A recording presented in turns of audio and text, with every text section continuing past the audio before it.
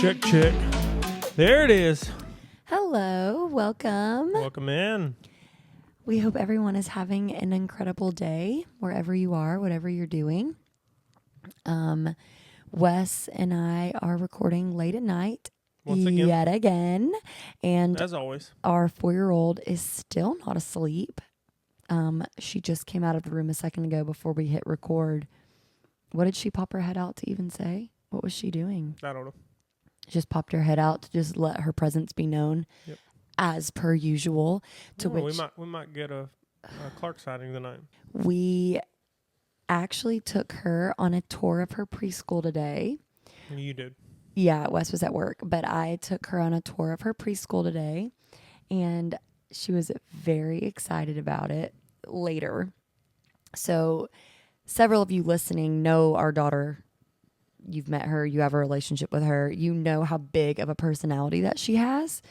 But if you know her super well, you know that she gets very shy initially. Like her initial reaction to something new or something that she doesn't understand is she like, I don't even know how else to explain it because I can see the body language change in her. It's like she sits inside herself. Yeah. I don't even know. That's the only way I know how to describe it. I've seen her do it with people. The biggest thing I saw her do it with was at a friend of ours, their little boy's preschool graduation. Oh, yeah.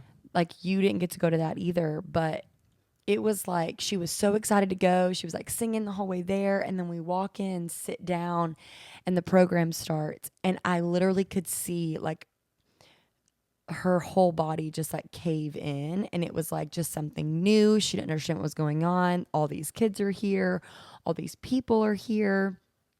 And so she's a different kind of kid because when you get to know, she's a lot like you. Like she's my kid. Yeah, like in that sense. She's my personality except for that, I feel like.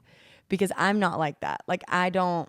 The weird thing is I'm like that now, but I wasn't like that as a kid. Oh yeah, your parents have told me that you were so extroverted. Like, but that's the thing though, is if we're at the park or she's not like that. She'll just walk up to a kid and be like, "Hi, I'm Clark." Like she has no problem making friends. That's how I was.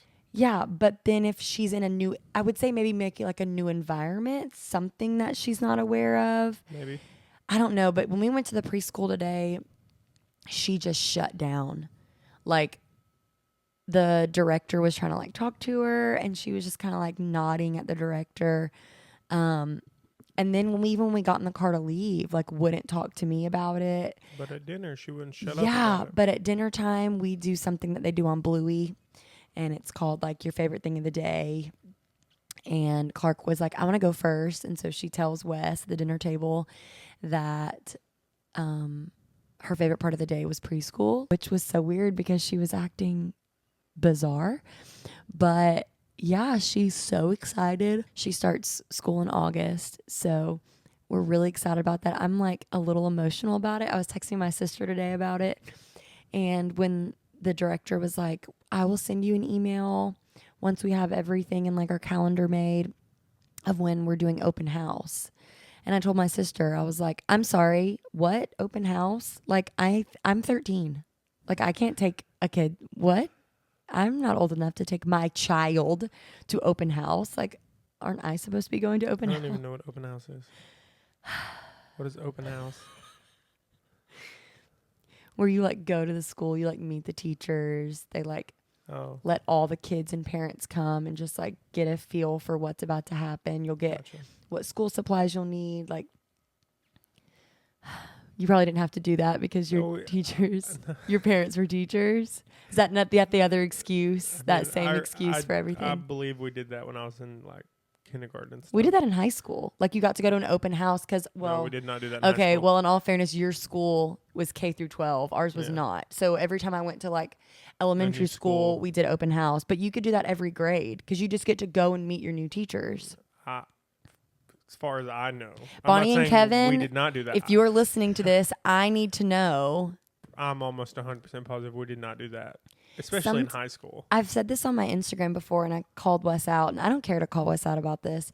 I think schools in Alabama, or maybe it's schools in small towns compared to schools from larger towns where I'm from. Well, duh. It's like different planets of schools. Like the things that I will say we did in school, Wes is like, huh? We didn't do that. And I'm like, everybody did that. And he's like, no. Wes and I, we joke all the time about like, I need feedback from other people. Did other people have a summer reading program? Like, that is a thing. Again, I'm not saying we didn't, but I never did it. Again, and when you started explaining what a summer reading program was, like that was just our AR thing that we did. Yeah. Okay, but that was during the school It's year, AR. not during the summer. No, there's a summer reading program. You do No. that during the summer too. No, I never. No, I never did that. I wasn't reading. Yeah, well, we know. Yeah, Wes gets teased a lot because he went to a small school. I went to a large school. Teased. By me. Yeah, you're the only one that teases me about this I know. stuff. I'm just saying you get teased a lot by me because sometimes I feel like we came from different countries when we talk about school. We did. I came from Green Hill, Alabama, and you came from Virginia Beach. I went to school more in You Cleveland, went to elementary Tennessee. school. I did you go went- through elementary school in Virginia Beach. Exactly.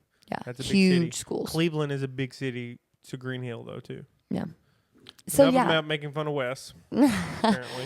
So anyways, that's kind of like what our day looked like today. But then when we came home, I made the girls take a nap. And so all that to say, I made the girls take a nap today. So now Clark is not wanting to go to sleep. Hence why she's still awake at 10:30 at night. We're going insane over here as mom and dad. You can only make them lay in their bed, but you can't force them to fall asleep. And we're going crazy. But we're going to move along with our episode. And we told you guys last week what we were going to be talking about today. And we've had people kind of reach out and ask us what this looks like. And so we wanted to just kind of like touch on church hurt. And I think there are two things that you can hold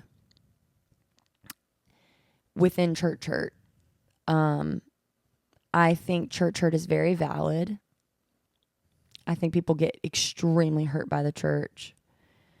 And then within that, I think there are also some people who abuse the term church hurt. Agreed. And I think you can hold both of those things. I don't think you should say, well, people just abuse the word church hurt.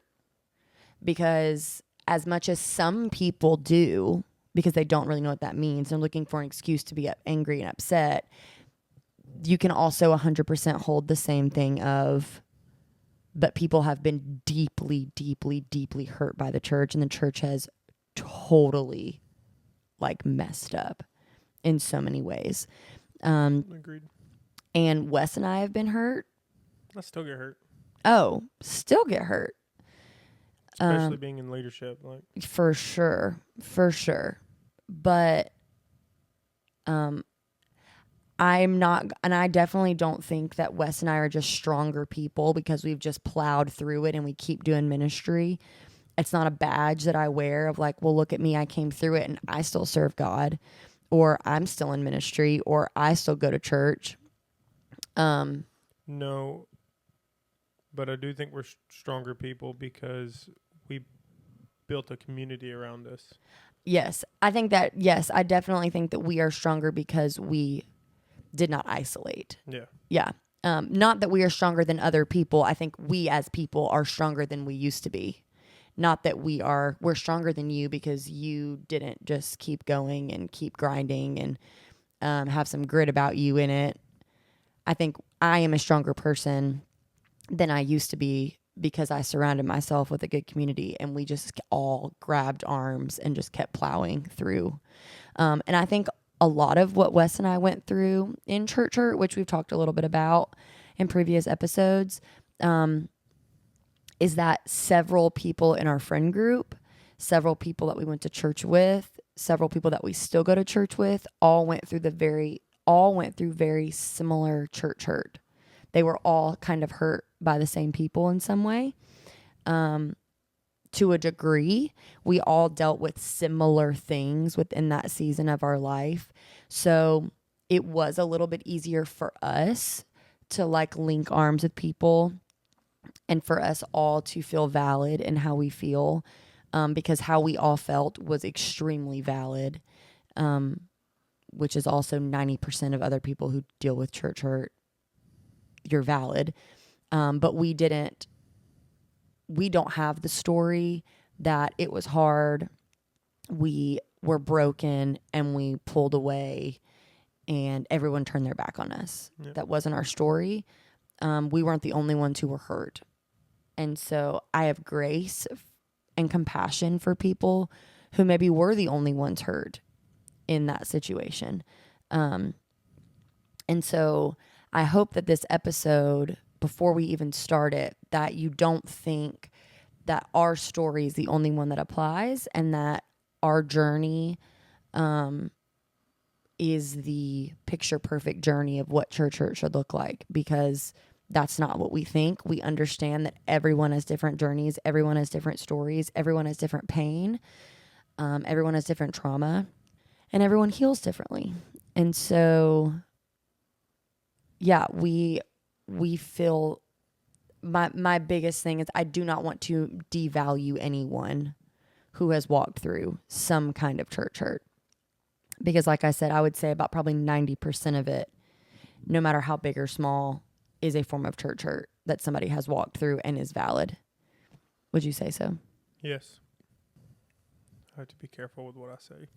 Wes is not the best at his communication, as he said over and over. Wes will just say things. I'm also not the most gentle person in the world. So. That's what I was going to say. So his communication with, like, being compassionate with his language is not his best attribute. So that's why I'm here, because I am going to help filter what Wes is trying to communicate.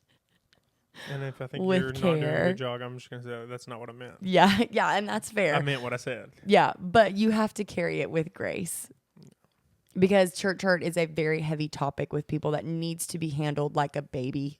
That's fine. But I do think that, I mean, yes, I agree with that.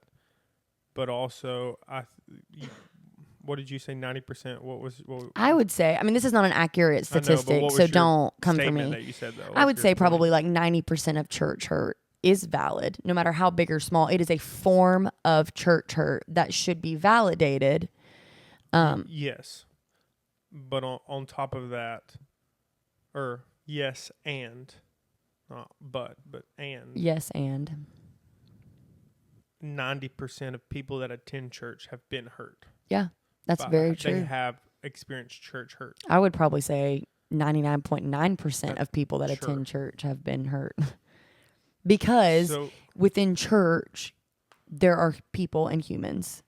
Yes. And all humans make mistakes, and they do dumb things, and they drop the ball. I say dumb things all the time. And they hurt people. Yeah. And that is the reality. One of my favorite quotes, Cole says it, but I don't know who quoted it first. But the truth is that we get hurt inside of community, but we also heal inside of community. Yeah. The healing doesn't always take place within the same community that hurt you, but community is where you will heal nonetheless. Yep. And so that is true. So what we were saying about that. I do struggle with the church hurt thing, just being completely honest. Like, I understand it, I get it, but the people who just completely write everything off, yeah, I struggle understanding that. Yeah. Because obviously, as a soon-to-be 28-year-old, married, in ministry now, we've experienced, and we've talked about some of the stuff on here, but we've experienced church hurt. Mm. And from the church hurt, we have never okay, well, I'm done with this. Yeah. Completely. Now, we've talked about, maybe ministry isn't for us. Yeah. But we've never been church isn't for us. Yeah. Until, obviously, we talked about that. That was a whole other situation. It wasn't a church hurt thing. Oh, yeah. You're talking about my deconstruction. Yeah. That wasn't a church hurt thing. No, that was a lost my dad. I'm angry with God. Yeah, I don't want to serve God anymore. Different. But, and then on top of that, like growing up, my dad's a pastor in a small town who is talked about a lot because it's a small town. A lot of it is Church of Christ and Baptist. Nothing against that at all. But those people are not fond of the non-denominational Pentecostal. Nope. Yeah, it's not they're not buddies, those churches. So it's a lot. So I mean, it's a lot to take in. Yeah. And I saw what my parents walked through. I mean, me and my brothers, I've heard like stuff that was said about us and all that kind of stuff. But never through that, like, was I like, well, screw this. So I'm not saying it's not valid. I'm just saying I struggle with understanding. Because you didn't process it the way that other people have processed stuff like that. No, of course not. Like, there's tons of people like me, but eights, whatever you want to call it, like the way we process things is most of the time never, well, I'm just going to give up on this. Right. Like my personality is not to just say, okay, whatever. Yeah. Bye. Like I'll just give up. I'm like, no, I'm going to figure it out. Yeah. Whatever it is, however long it takes me, whatever I'm doing, I'm going to figure it out. So, yeah, I struggle with understanding that thought process sometimes. Again, I'm not saying it's not valid. I'm just saying sometimes it's hard for me to understand that stuff. Which is why I'm here, because I have a very great strength in seeing all sides to all things. I see all sides. I just don't understand it. I understand that it hurt you. I understand that whatever happened was screwed up and somebody messed up. You just can't comprehend throw it away. You just can't comprehend that way of thinking because that's not your way of thinking. Yeah. I get the thought process of just like, screw it. Yeah. Does not make sense to me at all. Whereas I know several people who got to that place or almost got to that place. There's people who go to our church now who were on the verge of that place due to church hurt and then just happened to bump shoulders with our church. Yeah. And now they're thankful that they didn't let that go, but they were on the verge of, I don't want to do this. So I've also had those conversations with people where I understand the thought process of church really, really, really hurt me. I don't know that I could open myself up to another church to let them in again. And that I can relate to. I can understand that way of thinking of the trust has been broken with people who say that they love Jesus. How do I trust another group of people that say that they love Jesus? Or how do I keep trusting these people who have hurt me, but they say that they love Jesus? And I think a lot of times people question, like you guys, some of you are probably thinking like, okay, well, what do you even think church hurt is? And I think something that we've seen in ministry really our whole lives is, number one, I'll just put this out there. Abuse is very real in the church. Yeah. I would never just brush something under the rug and be like, well, the church people just get it wrong, so we just need to forgive them. I think we need to address and stand on the fact that abuse is real and it needs to be addressed. Yes. And I'm not going to pretend like it's not real and that, well, people are just imperfect. We should just, even church leaders fall. Like, no, it's not just going to be brushed under the rug. Like, it's not a big deal. Agreed. Abuse is very real. Agreed. I think spiritual abuse is real in the church. Especially in the area that we're in. Not area, but like the non-denominational world. I think that's probably the biggest one. I would say like charismatic, evangelical. Yeah, that's what I meant. Pentecostal, the spiritual abuse is very heavy in those areas. And I think that causes severe church hurt. So I think that's valid.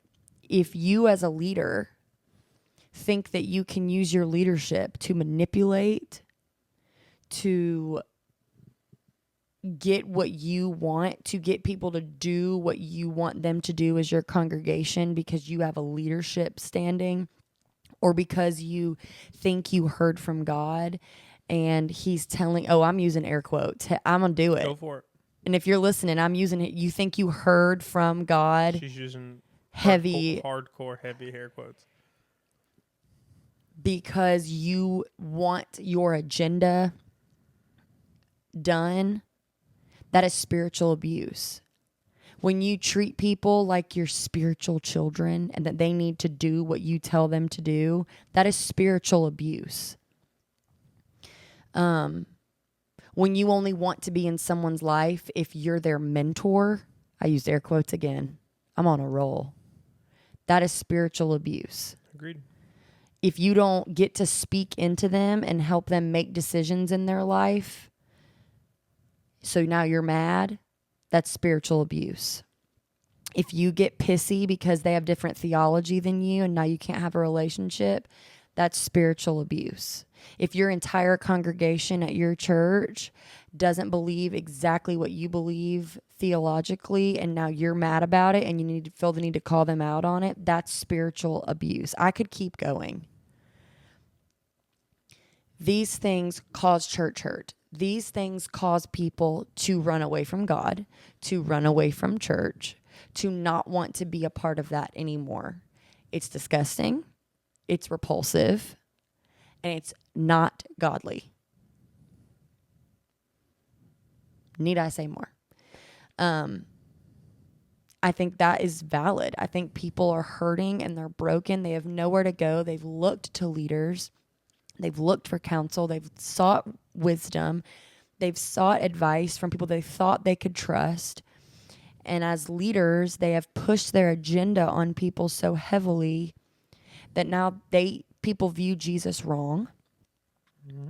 Because they think that you know God best because you're a leader. So now they have this skewed view of Jesus, and no wonder people don't want to follow Jesus anymore. The church is mad that people are church hurt. You are the church, and you hurt them. Yeah, I think it's extremely real. It's extremely prevalent. Not only did you hurt them, but I'm trying to be careful the way I say this. I'm not saying that everybody does this. I'm just saying, like, there are people that the leaders lead the congregation towards a Jesus that may or may not be the real Jesus. Mm-hmm. But they say, this is the only, if you don't follow what I'm saying word for word, then you're going to hell. Yeah. And if you don't believe this. And then the moment that somebody starts questioning things like we talked about,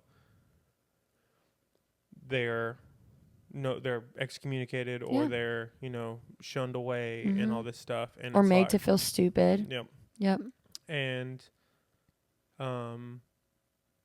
it can be, that's the scary thing about abuse in that sense is like, sometimes it's not as they'll call you out from the platform and call you out for all your sins. No. Sometimes it's very small and it's secretive and it's, there's a thing going around the last few years that I didn't even know was a thing because I guess because I'm in ministry, like you don't hear about all the people who are pissed off at ministry and pissed off at the church. You don't really hear those conversations really much anymore.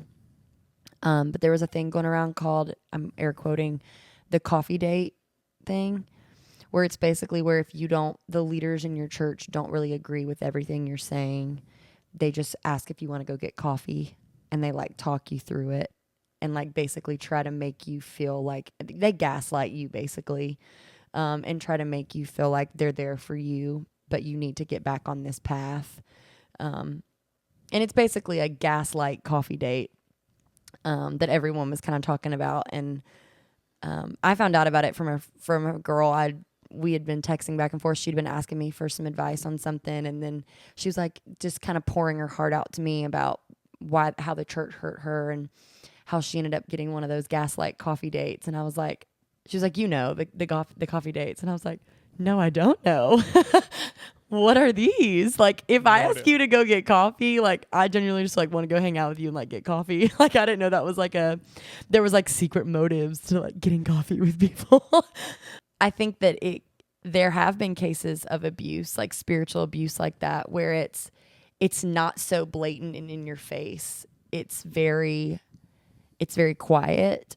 And I have this is going to sound crazy and people are probably going to be like, and this is where I'm clicking off. But I have, don't do that. No, don't, because hear my heart. I have compassion for people in leadership who have been a part of those situations and who have hurt people, or who have been a part of the slow work of spiritual abuse. I have compassion for those people because I don't think they even realized what they were doing as leaders in those situations, because that's what they were taught to do. Like, because that is what church culture told us to do for so long. Because what I love about our generation now is we are facing spiritual abuse head on, and we are finally calling it out for what it is, where before it was just, well, this is church. That's not spiritual abuse. You just don't understand church. You don't understand how to respect your leaders. And now we're finally saying, no, we do understand. It's just wrong. Yep. And so I do have compassion for some of those people who did the slow work of spiritual abuse unknowingly and who have hurt people in that sense. Not because I'm saying that, well, they just didn't know. They should still take responsibility. Yes. But I have a compassion for, I'm sorry that you didn't know anything better. Like, because I have had to grow and learn as a leader, and like I've learned what like abuse was and learned what not to do. And I went through areas in my life and thought they were normal. And then years later, I'm like, I'm pretty sure that was abusive. That was pretty spiritually abusive, what I went through. I do have a sense of grace for that. But I also think that the biggest thing that the church needs to do in these cases is accept responsibility for the mess that we have made. Yes. Now, I could talk about spiritual abuse all day. I won't talk about the other abuse as long because nothing more needs to be said. Sexual abuse in the church is happening so much. I won't harp on it because what else is there to say other than it's extremely disgusting. And I if you've ever been like sexually abused by a leader, a church leader, as a church leader, I want to tell you how sorry I will really get emotional about this because I want people to know like how sorry as the church that we have, number one, let that happen on our watch, that we have kept our mouths shut, that we have covered it up, and that we have brushed you aside and made you feel like you just needed to learn how to forgive. Because Jesus, as much as he teaches forgiveness, he teaches justice. And those things need to be brought to light. And I believe that Jesus is someone that does expose things that need to be exposed. But that same Jesus heals those people that need to be healed. And so I am deeply sorry if you've ever walked through anything like that.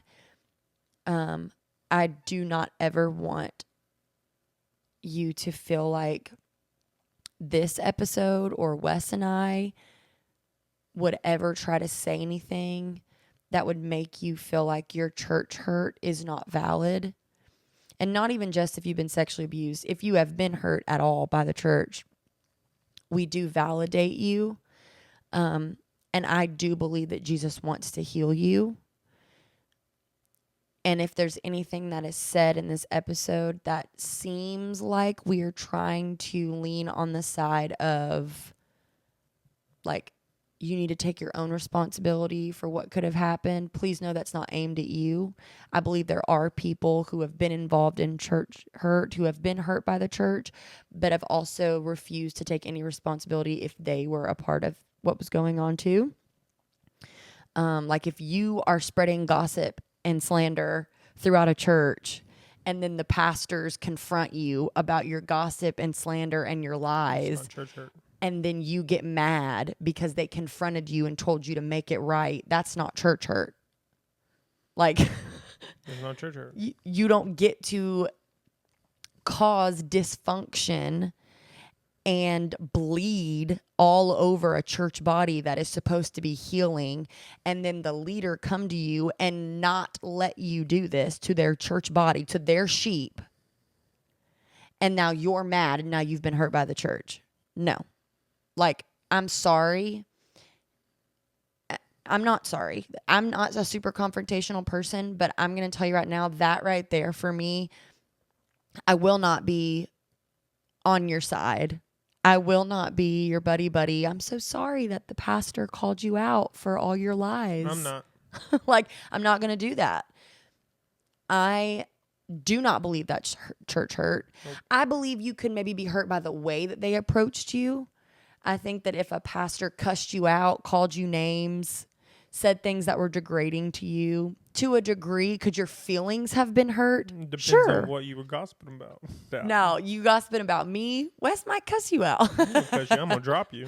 But come at me, see what happens. But I mean, I think maybe, did your feelings get hurt by the way that they came at you? Sure, maybe. Okay. Take that to the Lord. That's fine. But if you were involved in something in the church that was sinful, that was harmful to other people, that was causing destruction in the body. Or even harmful to yourself. Yeah. Not just other people. Yeah. If you are causing destruction and a leader comes to you and says, this cannot keep happening in our church body, how about you just tuck your tail in between your legs, go get with God and deal with it. Yep. A leader is allowed to come down and say, this is my house. These are my sheep. These are my people. You don't get to come in here and bleed all over this place. Get yourself healed. And because the biggest thing for me, I do not believe all churches are like this. I'll say it. I do not believe a lot of churches are like this, but I think they should be. I think the church is supposed to be a place where people come get made whole. Yeah. That is what the church is supposed to be. Where a group of people, because I've said this before, I will say it again. I will say this until my dying breath. We were created to heal each other. Scripture says that. Confess your sins to one another so that you may be healed. When you confess something that you're going through to someone else, it heals you, heals your soul. When you are not allowing healing to take place in a church, when you are not allowing people to get whole in a church, if you are causing people to not get whole, that leader is allowed to say, either stop it or get out. And I will stand on that forever. Agreed. I'm talking about you're bleeding onto other people. You're causing people to fall. You are gossiping. You are slandering. You are lying. You are spreading things around. You are doing things that are harmful. You are stealing from the church. I've seen it all. I've seen it all. A leader has every right to step in and not allow something to come in and destroy that. Agreed. That is not church hurt. 100%. If you got a bad attitude every single Sunday and you come in and you're just hateful and grouchy and mean to everybody and you talk bad about people and you always got something negative to say and the leader comes to you and says, hey, I don't think you should serve on this team if you're going to be hateful and mean to people. That's not church hurt. Deal with your attitude.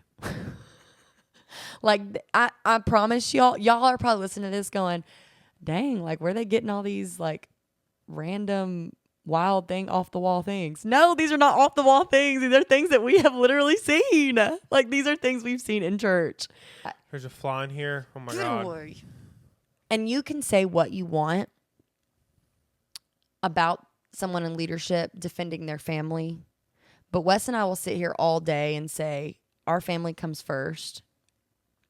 And I don't care if you're in my congregation. That fly is on your hat. Where at?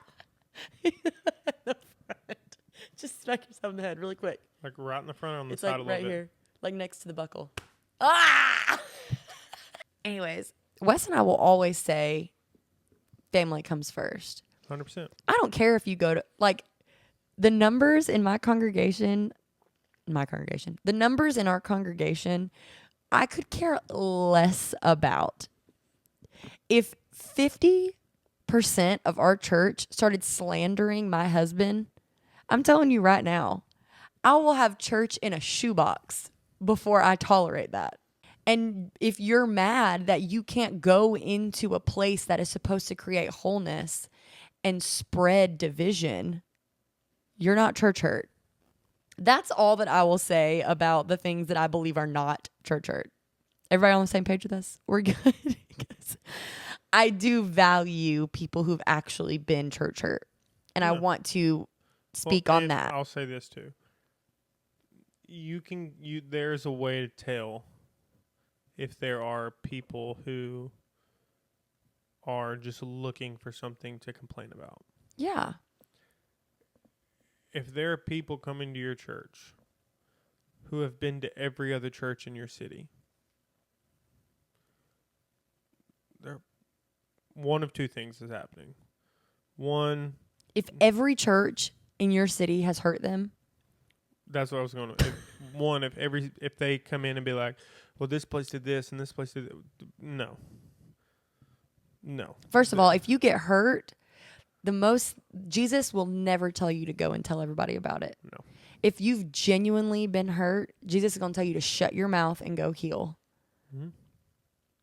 What's our friend Sophia? What do we call it? We call it the holy hush.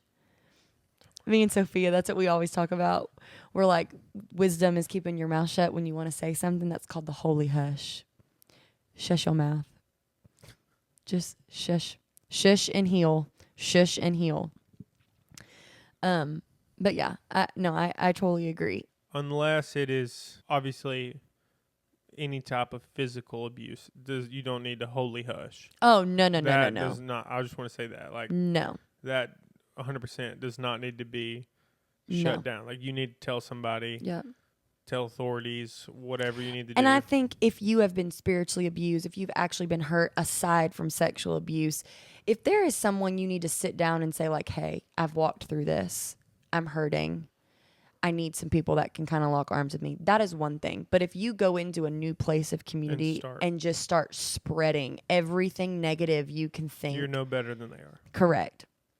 And that's not going to heal you. No, because at that point you're just gossiping. Yeah. You're no better than they are, than the leaders or whoever it was at the other church that you left. That may have actually very well hurt you, yeah. But you just co-labored with them in causing more chaos. Correct. And the best thing you can do in those situations is to go get healed. If you need to go to a new church, if you need to be a part of a new community, sit down with people you trust, share what you've. It's okay to share your heart and be like, this is what I've walked through. I have been hurt. I'm trying to heal from this. I'm losing trust in people because of this. I'm struggling in church because of this. But and even all if of you're that's going to do valid. that, like, I wouldn't use names or church names or whatever. No. Like, you can say, like, hey, this happened to me in the past. Maybe not give specifics on things, but, like, you can talk about, like, what you walked through. Yeah. But you don't need to be going in there just to talk and gossip and spread more hate, more division. Yeah. Because we've had that happen too, where people come in and just start talking about stuff that's happened at other churches, and we're, hey, we don't. I'm so sorry that happened to you, but I don't want to be next on your list. And I also, as a leader, I don't want to have a skewed view of somebody I've never met. Right.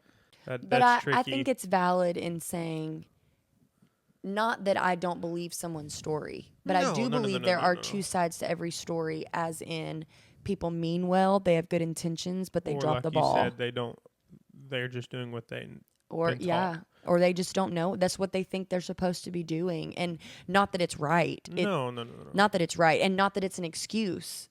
It is hurtful, and people need to do better. They need to learn so they can know better. But I have seen situations where people come in and they're broken and they're hurting, and these people hurt me. And then as you get to know more and you pull things out, you realize there's more in the story of like those people they're probably really good people.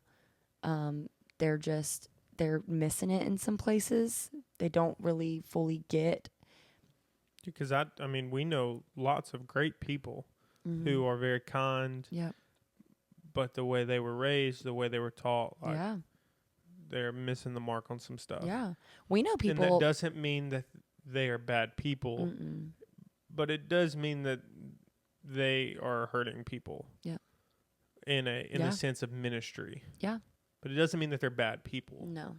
So keep that in mind too. Of like, just because somebody hurt you in the church, unless they were doing it intentionally, like if they are gossiping about you or whatever, or doing stuff to intentionally hurt you, or making you feel invalidated or anything like that. Most of the time, I'm not going to say most of the time, in situations though, keep in mind that just because they did something doesn't mean that they're bad people. Yeah. Just means that they messed up. Yeah. And you're still valid in the way that you feel. Yeah. But it doesn't mean that that person is a bad person. Right. One of the things that I said is like, it's not, as the church, we need to hold ourselves accountable for the wrongs that we have done. And that's another thing is like, we don't get to just say though, well, we're good people. Like we had good intentions. Yeah. I think that could be true. Yeah, you are a good person and you do have good intentions, but it doesn't mean that you didn't hurt somebody. Correct. And that your good intentions failed miserably when you dropped the ball. Correct. And so saying things like, well, we make mistakes, that doesn't heal people who've experienced the other side of your mistakes. Correct. We can drop the ball. I do. I mess it. I miss it. But that doesn't mean that I get to just say, well, I have good intentions. I didn't mean to. I have to hold myself accountable for the hurt that I have caused and be willing to face the fact that I did do that and I need to right that wrong. On the other side of that, people who have been hurt, I do think we need to be willing to find a place in us to be willing to have those conversations with people who've said, I am sorry. I dropped the ball. I messed up. We need to be willing to have forgiveness in our heart for people that have hurt us. If they're genuinely sorry and want to make amends, you can still have a boundary. I encourage boundaries. Just because someone comes to you and apologizes and says that they're sorry for something that they've done to hurt you doesn't mean you still can't have a boundary. You still don't have to let those people in the way that you did prior. But I think opening yourself up to forgiveness is actually not for them. It's for you. Yeah. I think that you should be opening yourself up to forgiveness no matter what. Correct. I think even if these people hurt you and they don't apologize, they don't own up to it, you leave or whatever, at some point you've got to not get over it, but at some point you've got to figure out a way to forgive. Yeah. Because if you don't, that's how you become bitter. We've got to figure out a way to get to the forgiveness. Yeah. Whether they admit it or not. Because again, like we said, forgiveness is not for them. Yeah. Forgiveness is for you. Yeah. Wes and I have been listening to the Carl Lentz podcast this week. As of today, he's only dropped 3 episodes, but we already listened to all 3 of them.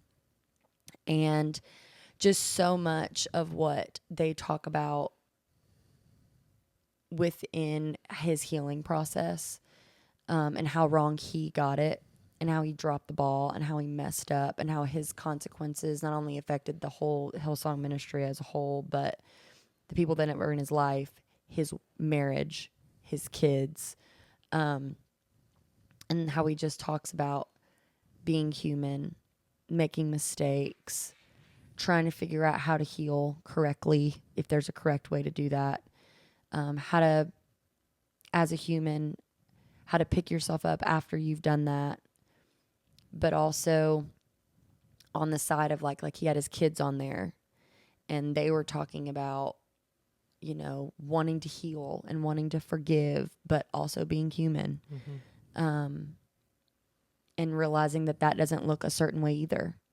And everybody goes through these different journeys, but that you can find healing. You can find healing for extreme hurt. Like, you know, Laura, his wife, and their 3 kids, they were hurt by their dad and her husband. And then on top of that, talk about the ultimate betrayal. On top of that, were hurt by their church ministry. And so friends who they thought were friends, who abandoned them when things went wrong. And just so much of how they hold these 2 tensions with wanting to forgive and love and heal and move on, while also holding this tension of you suck and you hurt me. Yep. And how you can hold the same 2 things. And like Carl was talking about, like Wes and I were talking about the other night, Carl was talking about how, you know, his kids were deeply hurt by some of their close friendships that they had. And that when Carl messed up, those friends who his kids looked at as like aunt and uncles, like deeply close to them, just never talked to him again. When Carl messed up, they just pushed the whole family aside. And the girls were on there and they were crying and just talking about how much it hurts. And Carl just kept saying, you know, for so long I just kept saying, but it's my fault. Don't blame them. It's my fault. They need to set a boundary for them and their family. I did this. And his therapist told him to stop doing that. Because you're hurting their healing process. Those kids need to find it in themselves to say, but these people hurt me. Yep. This isn't about you, Dad. This is about me. Yeah. Because they were talking too about like how it wasn't just like they were, because again, they could have just distanced themselves from Carl. Yeah. And been like, and the way they, because I think it was the oldest daughter, she was talking about how, like, all they would have had to do is send us a text, or send Mom a text, and be like, I need "Hey, to just take I need to take some time, and give y'all's family some space because of what Carl did." And like all this, but no, it was like after everything happened, everything went silent except for like one person, I think is what they said. And even that was like some time had passed. Like they went radio silent for a while, and then time had passed, and they reached back out. Yeah. So like talking about their kids, like they had to figure out how to heal from that. And it wasn't about their dad. Yeah. It wasn't about what he did. Yeah. I mean it was. Yeah. It, like all of this stems from Correct. that thing. But when you have these people in your life who are in ministry, they're a part of your life. You call them aunts and uncles. Who have said in the past, I'll be here for you no matter what. We're family. And they talked about that too, about how even like now in present day, like they have to be careful with those terms. Yep. They have to be careful with the family. They have to be careful with the aunts and uncles and all that stuff now because of what happened. Yep. And yes, he messed up on the grandest stage. Correct. He blew it big time. Royally screwed up. Blew and it we're big time. Not defending that at all. No. But he doesn't defend himself. No. So that's if you haven't listened to the podcast, I highly recommend that people listen to it. It's very good. It's very eye-opening about not about their situation, but about healing, Healing. about family dynamics. Correct. How to heal from church hurt. Yep. How they dealt with everything that How happened you process when they left. Yep. Because a lot of it is, I mean, Carl never once, he doesn't defend himself. He doesn't give excuses on why he did what he did. This whole thing is, I did this. I really screwed it up. I've been healing. My family's been healing. We've also been hurting. And it's kind of been their journey of like, here's how we've healed. But like I was saying a second ago, one of the things is Carl's therapist was telling them, stop telling them not to feel this. Because his daughter just kept saying, those guys are cowards. Mm-hmm. They've never once reached out. They're cowards. They're scared of what it'll do to their image. They're cowards. And Carl just kept saying, like, it's my fault. It's my fault. Don't blame them. Don't. And his therapist said, stop doing that to them. You're causing their healing process to be stagnant. Mm-hmm. It's not going to get better. And so what his therapist told him was that it is okay to hold the two tensions of Carl did cause this. This is Carl's fault. This would not have happened if Carl hadn't done this. Yep. But within the same breath, those men are cowards. Mm-hmm. And they are afraid of what it'll do to their image. And they did hurt these kids. And both things can be true at the same time. And both things can be true at the same time. And so in your church hurt, it is so valid for you to say, number one, ask the question, did I hold any responsibility in this? Do I think that these people are good people and that they can be redeemed and that they deserve to be forgiven and that they dropped the ball and messed it up? Can you hold that? Yeah. But you can also hold, but they really freaking hurt me and they suck. And I'm going through it. Mm-hmm. And I went through something very real. And I'm not going to devalue my own story and my own journey because these people are human. Yep. And those two same things can be very true. Mm-hmm. And I think that's what gets us into healing through church hurt, is for me to say, these people freaking suck. Mm-hmm.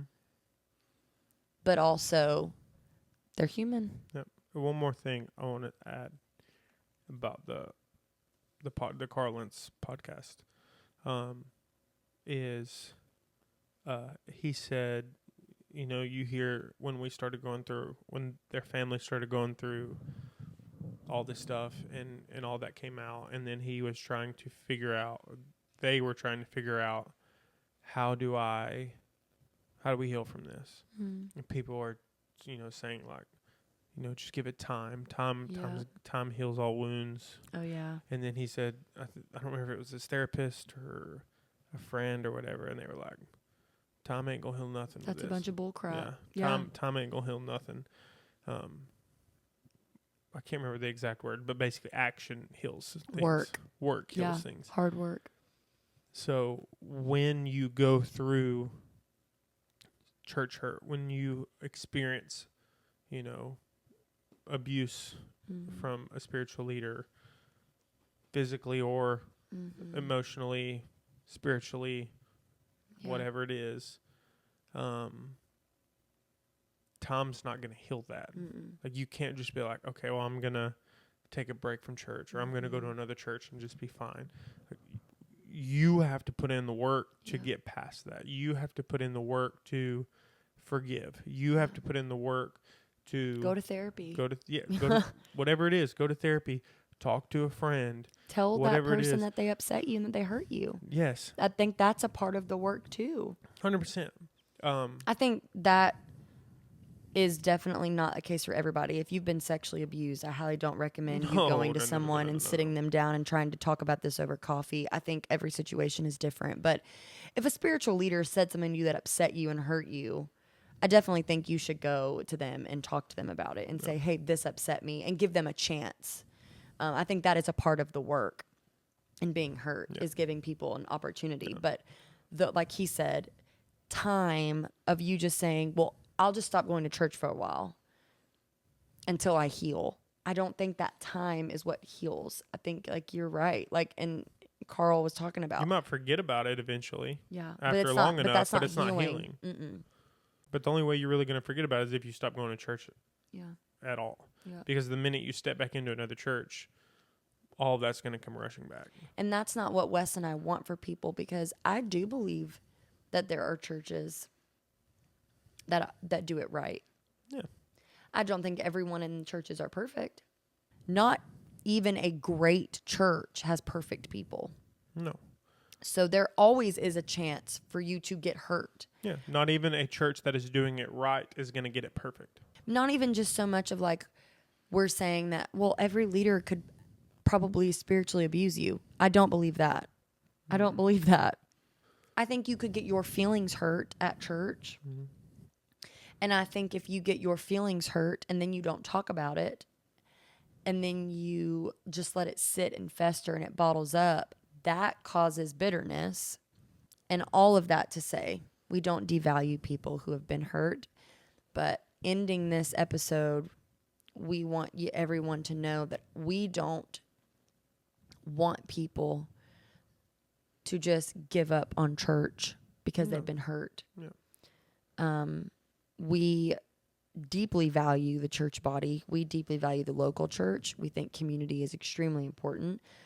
I think if you're struggling in your current church, I do believe that there are good churches out there that can be good for you. Yeah, we hope that this was maybe helpful. We hope that it was healing. We hope that it answered some questions, because someone actually requested that we talk about this. So I hope that that was helpful. I hope that maybe there's someone out there who's listening that said, I have kind of pushed church away, and now maybe I want to give it a try because I think it can be healing. I hope so. We'll be back next week. Episode 12. Next week. Next week will be episode 12. And thank you guys so much for listening. Do your thing. Like, comment, subscribe, rate us on Apple Music and Spotify. Share it on social media. Yep. Follow our Instagram account. Check, there it is. All right. Well, we love you guys, and thanks so much for listening.